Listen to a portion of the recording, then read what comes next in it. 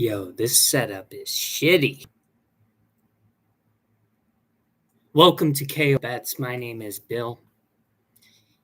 PC's down. So we're going to just, share the entire screen. Breaking down UFC 305. Adesanya, Plessis, Australia.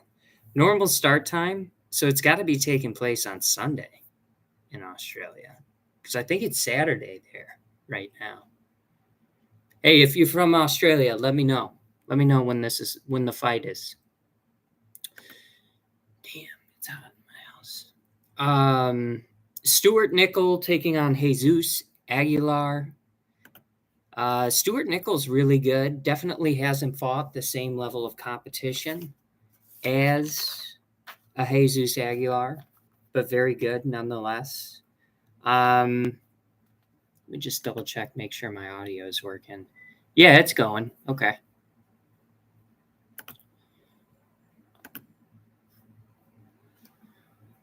I think where Nickel's going to excel in this fight is in the grappling, right? I think that's where the difference is going to be.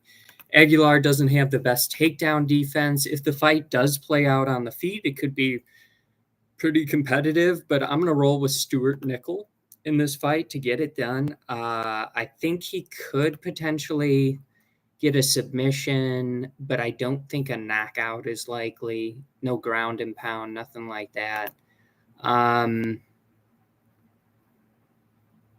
I kind of like the decision. Odds makers think this fight, it's basically a pick-em. Kind of think it goes to a decision and Nickel gets a decision victory. It's a tough matchup. Step up in competition for Nickel. The next fight we've got is Song Kanan taking on Ricky Glenn. And I think we're going to see Song Kanan style on Ricky Glenn. Ricky Glenn, he's looked bad. He's going up in weight, but he's looked bad recently. I don't think Ricky Glenn's going to be able to wrestle down Song Kanan. Again, he's going up in weight class, so I don't think it's going to be an easy task to do that. And then as far as the stand-up, Song is just way more dangerous than Ricky. And we've seen Ricky get knocked out. I think Song probably gets the knockout in this fight. I'm rolling with the favorite in Song Kanan. And let's see what the knockout's at. Plus 120. I don't think it goes to decision. So I like the knockout.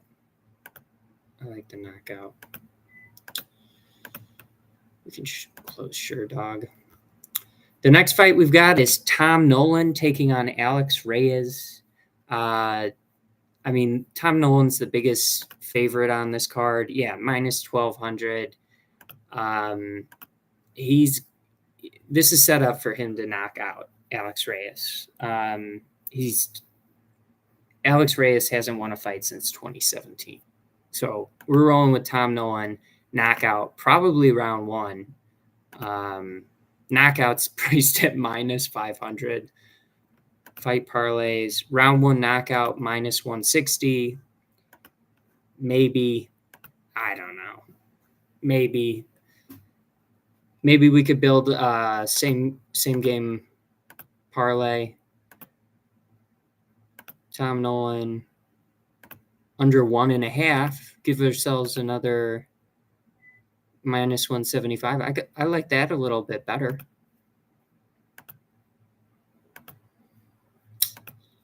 The next fight is Jack Jenkins taking on Herbert Burns. And again, I just don't think this is going to be a close fight. We've got Jack Jenkins, who's just a brutal fighter with those leg kicks, I think. And we've got Herbert Burns, who the dude doesn't have anything to give outside of like a 2-minute burst at the beginning of the fight. So can he submit Jack Jenkins? Sure. Can he knock out Jack Jenkins? I guess so, but I think I think this is going to be the first UFC leg kick KO that we see Jack Jenkins get.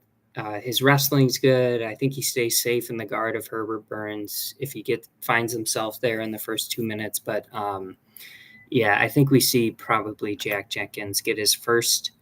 He's had many, but his first one in the UFC, a leg kick KO. Minus 280 favorite. Bigger favorite than that. Minus 280 for the knockout. The leg kicks are interesting. I'm going to say it's a round 2 leg kick knockout. I don't think we can specify that, but that would be cool. The next fight is Casey O'Neill taking on Luana Santos. Casey O'Neill is coming off, I think, a couple of losses, but against much better competition than Luana Santos. Luana Santos has looked really good. She's shown to be pretty well-rounded and been able to exploit the weaknesses of her opponents, but Casey O'Neill's that's a step up in competition. So I think Casey O'Neill wins this fight pretty comfortably. Has good wrestling, has good volume on the feet, has good cardio. Luana Santos, maybe she's, I do think it could be a close fight, but I think the longer it goes, Casey O'Neill pulls away. So give me Casey O'Neill decision. Where's that? There it is. Plus 124 and plus 250 for the decision. Also, the home cooking, it never hurts. It never hurts when you go to the judges. Josh Kulabau taking on Ricardo Ramos. This one's interesting. Josh Kulabau can crack, but the grappling's a concern. The volume's a concern. I think this fight could be really close if it does make it to a decision. Ricardo Ramos is going to have a clear advantage on the mat. But ultimately, I just think Josh Kulabau, his pressure on the feet, his cardio, it's gonna kind of take over in this fight, and I do think he can get a late finish on Ricardo Ramos. So I'm gonna go with Josh Kulabau, slight favorite at minus 135, KO at plus 275, and I do think that KO occurs a little bit later in the fight. So we could really juice that up then. The next fight, Junior Tafa taking on Walter Walker, and kind of the same deal as Herbert Burns. We got Walter Walker, who just doesn't have a lot of cardio outside of the first round. So on the feet, Junior Tafa is going to be way more dangerous. On the mat, Walter Walker is going to be more, at an advantage. But the wrestling's hard, and he does not have good cardio. So I think Tafa probably survives whatever happens in round 1, starts stuffing takedowns, and then knocks out Walter.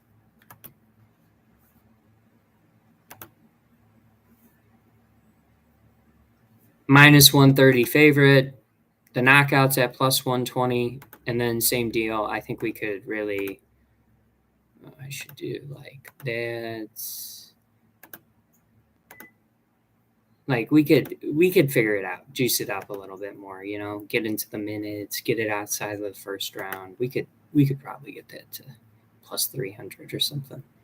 Li Jingliang taking on Carlos Prates. I've been extremely impressed with Prates. The dude's good. I think he's got plenty to beat the Leech. The Leech is gonna have to grapple in this fight, and I trust Prates on the mat. He can't be accepting bad positions, but he needs to get up. He needs to strike with Lee. Lee has never been knocked out, so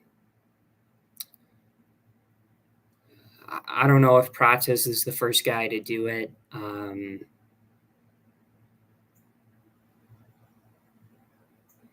I mean, he's going to really have to hurt Lee really bad, and Lee is just extremely tough. I don't know if we're going to see that.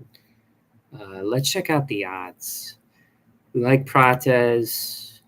Let's look at the KO versus decision. Yeah, just because of the durability of Lee and the odds, I'm more inclined to go, put money on the decision side. But Prates is really good.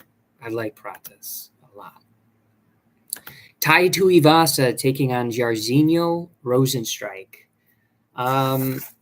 Tai hasn't looked good, right? 4 straight losses, 2 submissions, preceded by 2 knockouts. He's fighting really, really good competition, but here he is again in that same situation. He's fighting a really good opponent, tough opponent in Jairzinho Rosenstrike. I think the sensible, logical pick is Jairzinho, just given how bad Tai looks. But I mean, they're not going to go to the mat, which has really, really been awful for Tai. And I know it's been awful for Jairzinho, but they're going to be fighting a little bit more freely in this fight. I do think the line is, I mean, Jairzinho should be the favorite, right? But I think the line is a little bit crazy for 2 guys who just carry great power. And I kind of want to take a stab at the dog and Tai Tuivasa at plus 195. I'm thinking pressure. You can't point strike with a kickboxer like Jairzinho, but pressure and just we've seen Jairzinho get knocked out. We've seen Tai get knocked out, and I guess it's just a stupid stab at it. Jairzinho, you can get the KO for minus 160, Tai plus 275. So I'm just I think the sensible pick is Rosenstrike, but I think the line is, the gap is not that big in what could happen in this fight, right? Mateus Gamrot taking on Dan Hooker. Mateus is going to win this. I like Dan Hooker, but I mean, stylistically, this is just a silly matchup. Unless we see Dan Hooker just transform into a guy who doesn't get taken down by elite wrestling. That's the thing. He's at City Kickboxing, and I know generally they're really, really, good at not being taken down. And Dan Hooker is very good at not being taken down. But then we saw Islam. We saw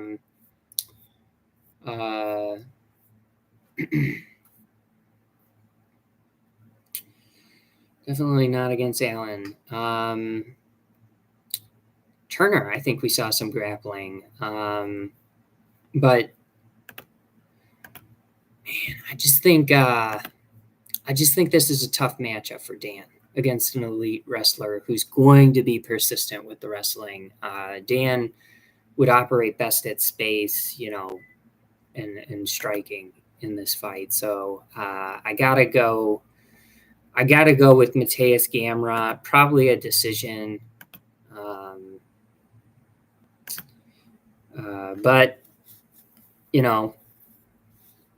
I just don't think Dan Hooker's going to come out there and be able to stop all the takedown attempts. So Kai Kara France taking on Steve Erseg. This is a very good matchup. I would have loved to see Kai fights. I still want to see that. What's his name? he fought Makayev. Cop. I want to see that because they don't like each other, and I know the fight has fallen through a few times, but I really want to see that. Kai's a great fighter, good power, but I'm so impressed with Steve Erceg, who's just he's really really good. He's got tremendous grappling. He's no slouch on the feet. He looked good against Pantoja. I mean,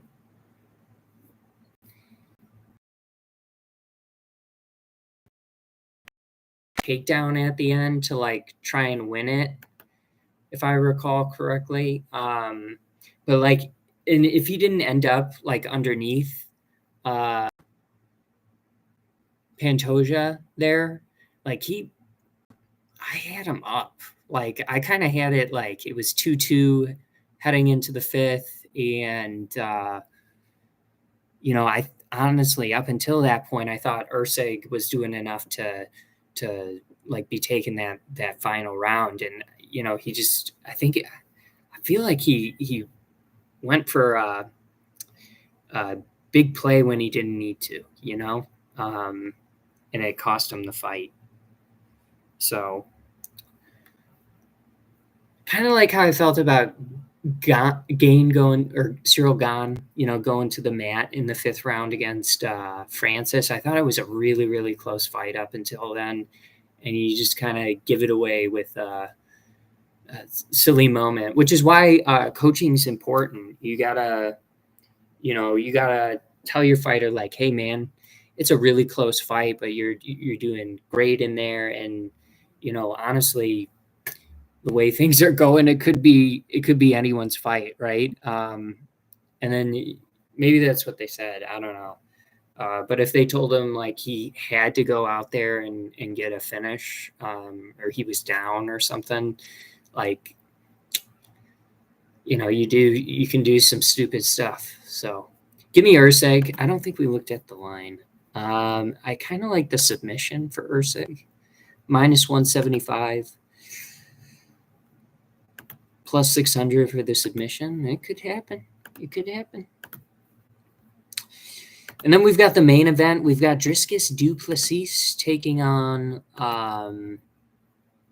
Israel Adesanya. And Izzy's coming back after losing to Sean, taking some time off. And since then, we saw Dricus fights, I think Robert Whitaker, and he looked really, really good, right, in that fight. And then I think Izzy wanted him next, and he took, off some time and to heal an injury, and then ended up facing Strickland for the belt, which is a bummer. But we're getting the fight now, right? I really wanted to see this fight. So I'm happy it's happening.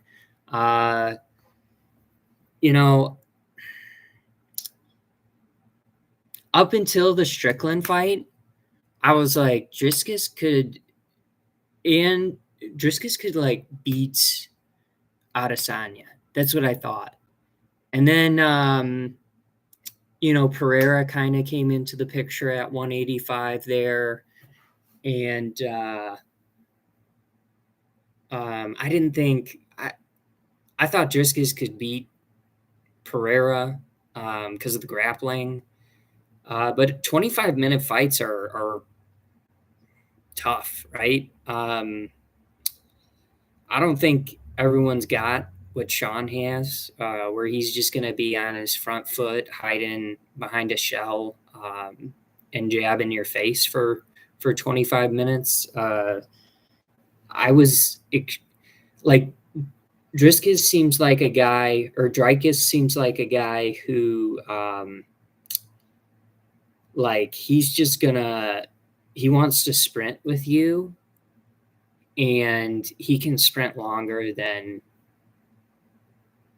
most people, right? But if you can kind of fight your fight and not get wrapped up into that, like, you definitely have the ability to exploit Dreykus's cardio and technicality. I think he's not like the most technically sound fighter. But like what we saw out of Izzy against Strickland, like that's not good. Like that's probably, it was almost like he was I don't know. I don't know if like the Pereira fights kind of messed with his approach. But like there was something weird against Sean. Like he shouldn't have been able to just like march forward with that and not get any not get any like not fear Adesanya. You know what I mean? Um there's just something weird about that. And if we see that version of Izzy, he's gonna get knocked out or submitted. It's gonna happen. Like if the version of Izzy that showed up against Strickland shows up against Dreykus, he's getting finished. So I think this fight is interesting. I think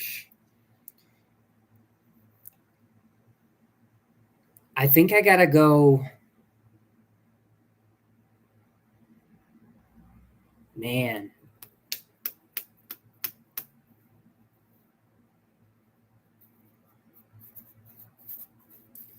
I think I'm gonna go with Dreykus to get it done. I don't know.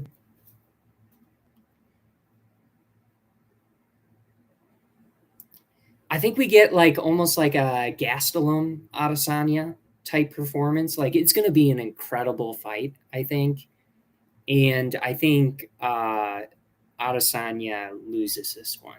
I think Dreykus wins this. I feel bad about that, really bad actually. Now that I'm saying this out loud, but um, I think Dreykus is just kind of a wild thing at the beginning of fights, and I think based on what we've seen with Izzy against aggressive fighters as of late, um, it's just it's not a it hasn't been the best look. Like even when he knocked out Pereira, like maybe that was really good IQ, but if that didn't work, like he just kind of like surrendered a really bad position there along the fence with a guy who, last time we saw him in that position, like the ref called a standing TKO. So I don't know. I don't know. I just have a bad. I just haven't liked. I think the approach of Izzy in his recent fights. So I'm gonna roll with Dreykus. I'm gonna roll with. I'm